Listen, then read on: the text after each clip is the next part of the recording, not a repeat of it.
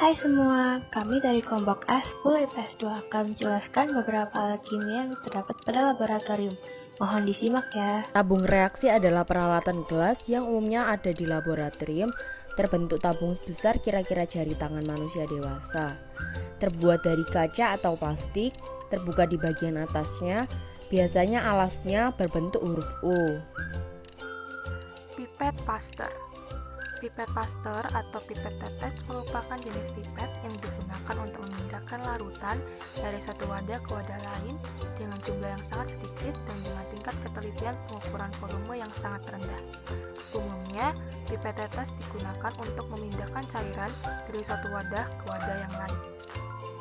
Erlenmeyer. Fungsi labu Erlenmeyer adalah untuk mencampur, mengukur, dan menyimpan cairan. Umumnya, Erlenmeyer terbuat dari kaca borosilikat sehingga tahan ketika dipanaskan. Ukuran labu Erlenmeyer bervariasi mulai dari 50 hingga 500 ml. Termometer. Termometer adalah alat yang digunakan untuk mengukur suhu atau temperatur ataupun perubahan suhu. Istilah termometer berasal dari bahasa Latin yaitu thermo yang berarti panas dan meter yang berarti untuk mengukur. Prinsip kerja termometer ada bermacam-macam. Yang paling umum digunakan adalah termometer air kelas. Rak tabung reaksi merupakan salah satu dari instrumen peralatan laboratorium gelas yang digunakan untuk menyimpan atau menata beberapa tabung reaksi. Alat ini berbentuk seperti rak kecil dan terbuat dari kayu. Di bagian atasnya terdapat beberapa lubang sebagai tempat untuk meletakkan tabung reaksi agar tabung dapat berdiri.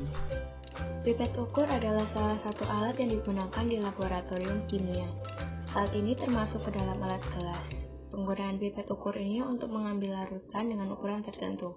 Ukuran dari pipet ini bermacam-macam, mulai dari 1 mili, 2 mili, 5 mili, 10 mili, dan seterusnya.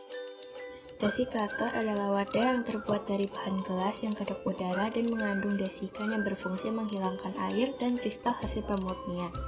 Desikator bejana tertutup berisi zat pengering untuk mengeringkan zat-zat lain. Yang biasa dipakai ialah asam sulfat pekat, kalsium klorida, atau gel silika. Juga biasa dipakai untuk menyimpan zat dalam keadaan kering. Pembakar alkohol atau spiritus merupakan bagian dari instrumen peralatan laboratorium yang digunakan untuk mendukung proses percobaan mikrobiologi. Pembakar alkohol atau spiritus ini termasuk alat pemanas seperti pembakar bunsen, tapi memiliki suhu api yang lebih rendah. Pembakar alkohol berbentuk labu kaca berisi alkohol, spiritus, ataupun sejenisnya yang dinyalakan dengan korek api di ujung sumbunya.